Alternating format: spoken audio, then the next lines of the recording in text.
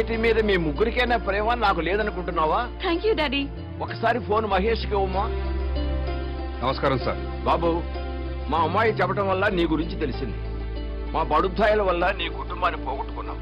అయినా ఇది నువ్వు వ్యక్తిగత కక్షతో చేయటం లేదు. I appreciate your attitude. నీకు తప్పకుండా హెల్ప్ చేస్తాను. Thank you sir. Sir, common man అసలు పేరు మహేష్. మీ అబ్బాయి శంకర్ని చంపినవాడు సార్. మహేష్ సీఎం కూతుర్ని కిడ్నాప్ చేయలేదు సార్, అంతా డ్రామా సార్. ఈ విషయం ముఖ్యమంత్రి గారికి కూడా తెలుసు సార్.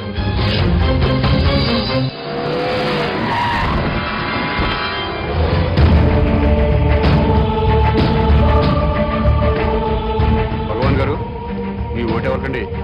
ఈ ఎలక్షన్స్ 3 రోజుల ముందు తిరుపతి వెళ్తాం. ఈ ఎలక్షన్స్ అయ్యేంత వరకు అక్కడే ఉండి తిరిగి వచ్చాక సీఎం ఎవరెవరో టీవీలో చూస్తాం. ఆకలి అయితే భోజనం చేసి పడుకుంటాం.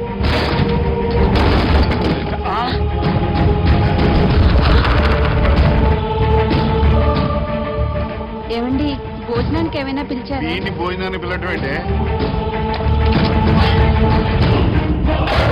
అదే గ్యాస్ బండి చిరిసేటి వాటర్ పైప్ పీకేసాడు. ఏమండి, ఫ్యూజ్ పీకేస్తున్నాడండి. పీకేటే మీటర్ పీకిస్తేనే. ఏమయ్యా, ఏంటి ఏమైంది? ఏమండి, టెలిఫోన్ వైర్ కూడా పీకేస్తున్నాడండి. చూస్తున్నాను కదా. బస్ పాస్ కూడా చింపేస్తున్నాడండి. అయ్యో, రేషన్ కార్డ్ అండి.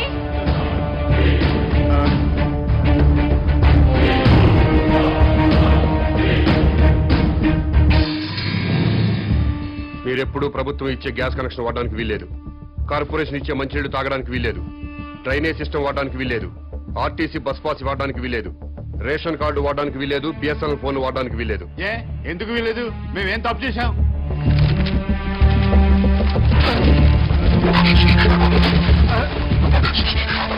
ఈ ఓటర్ లిస్ట్ చూడు.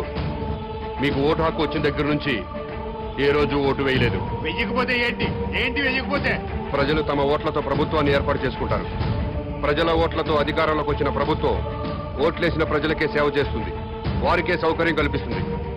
మీరెప్పుడూ ఓటేయలేదు కాబట్టి ఈ ప్రభుత్వానికి మీకు ఎలాంటి సంబంధం లేదు. కాబట్టి ఈ ప్రభుత్వం కల్పించే సౌకర్యాలన్నీ మీకు కట్ చేశాను. మీ ఓట్లు అయిపోతేనే ప్రభుత్వాలు ఏర్పడలేదా? ఎమ్మెల్యే రావట్లేదా? ఎంపీ రావట్లేదా? మంత్రులు రావట్లేదా? ముఖ్యమంత్రులు రావట్లేదా? మేము ఓట్లు వేయకపోతే ఏమాగిది? అవుతున్నారు. మీలాంటి పెద్దలంతా ఓట్లేయడం మానేస్తుంటే కొంతమంది అమాయకుల్ని డబ్బులకి మందుకి కొనేసి ఇంకొంతమందికి కులం పిచ్చి మతం పిచ్చి ఎక్కించి అసెంబ్లీ అంటే సరిగ్గా స్పెల్లింగ్ తెలియని వాళ్ళు కూడా ఎమ్మెల్యేలు అయిపోతున్నారు, మంత్రులు అయిపోతున్నారు. ప్రజల కోసం బతికిన పుచ్చలపల్లి సుందరయ్య లాంటి మహానుభావులు కూర్చున్న అసెంబ్లీలో భూ కబ్జాదారులుగా, ఫ్యాక్షనిస్టులుగా, అవినీతి పరులుగా ముద్రపడ్డ వాళ్ళు కూడా ఎమ్మెల్యేలుగా ఎంటర్ అవుతున్నారు. ఓట్లు వేయకుండా మీరు చేస్తున్న నిర్లక్ష్యానికి ఇదే పనిష్మెంట్. మీరు అమ్మ కడుపులో ఉన్నప్పుడు తెలియక అమ్మ కడుపును తన్నారు. తెలిసే ఇప్పుడు భరతమాత గుండెల మీద తంతున్నారు. అందుకే మీకు ఈ శిక్ష. టికెట్ కొంటేనే ఆర్టీసీ బస్ ఎక్కే హక్కు ఉంటుంది. ఓటు వేస్తేనే ప్రభుత్వ సౌకర్యాలను అనుభవించే హక్కు ఉంటుంది. ఈ రోడ్డు కూడా ప్రభుత్వం నిర్మించిందే. ఓటైన వాడు ఈ రోడ్డు మీద కాలు పెట్టే హక్కు లేదు. ఇలాంటి రౌడీజాలు చాలా చూసా. రోడ్డు మీద కాలు పెడితే కాలు చేస్తావా? మర్డర్ చేస్తావా? తొడగొడుతున్నా కాలు పెడతా.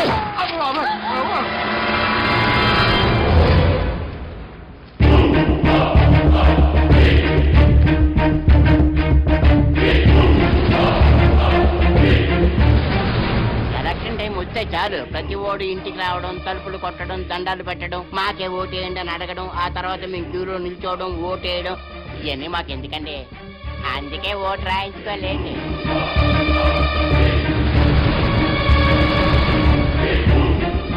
ఏ దేశం మీది? మీది మా దేశం కాదు, మా రాష్ట్రం కాదు, మా జిల్లా కాదు, మా దేశ పౌరులు కారు. అయినా మా దేశంలో అక్రమంగా ఉంటున్నారు. మీరు ఏ దేశంలో పుట్టారో మర్యాదగా ఆ దేశం వెళ్ళిపోండి. వెంటనే ఇల్లు ఖాళీ చేసి వెళ్ళిపోండి. మమ్మల్ని ఇల్లు ఖాళీ చేయమంటారేంటి సార్? మాది ఆఫ్ఘనిస్తాన్, పాకిస్తాన్ కాదండి. మాది ఈ దేశం, ఈ రాష్ట్రం. ఈ రాష్ట్రంలో ఉన్న శ్రీకాకుళం జిల్లా మాది. మమ్మల్ని ఖాళీ చేయమంటారేంటండి? మీరు ఈ దేశ ప్రజలైతే ఓటర్ల లిస్టులో మీ పేర్లు ఎందుకు నమోదు కాలేదు? నమోదు కానప్పుడు మీరు ఈ దేశ పౌరులని నమ్మకం ఏంటి? సారీ సార్, లాస్ట్ మంతే నేను పోస్ట్ మాస్టర్ గా వేరే జిల్లా నుంచి ఇక్కడ ట్రాన్స్ఫర్ వచ్చానండి. అందుకే ఇంకా ఓటర్ లిస్ట్ లో నమోదు చేయించుకోలేదు. మీరు ట్రాన్స్ఫర్ అయ్యి ఇంట్లోకి దిగ్గానే బిఎస్ఎన్ఎల్ ఆఫీస్కి ఫోన్ మీద ఫోన్ చేసి ఫోన్ పెట్టించుకున్నారా లేదా? పెట్టించుకున్నాను సార్, ఫోన్ అవసరం కదా. ఎన్నోసార్లు ఫోన్ చేసి గ్యాస్ కనెక్షన్ పెట్టించుకున్నారు, అవునా? పెట్టించుకున్నామండి, వండుకొని తినాలి కదా. ఫోన్ మీద ఫోన్ చేసి కేబుల్ టీవీ కనెక్షన్ పెట్టించుకున్నారా లేదా? పెట్టించుకున్నామండి, పిల్లలు టీవీ చూడాలి కదా.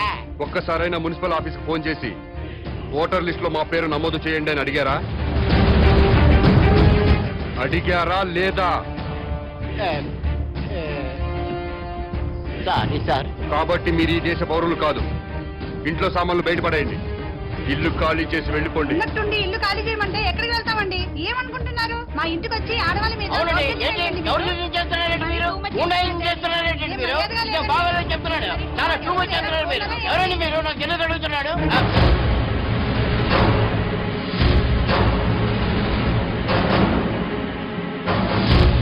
ఖాళీ చేస్తారా చస్తారా?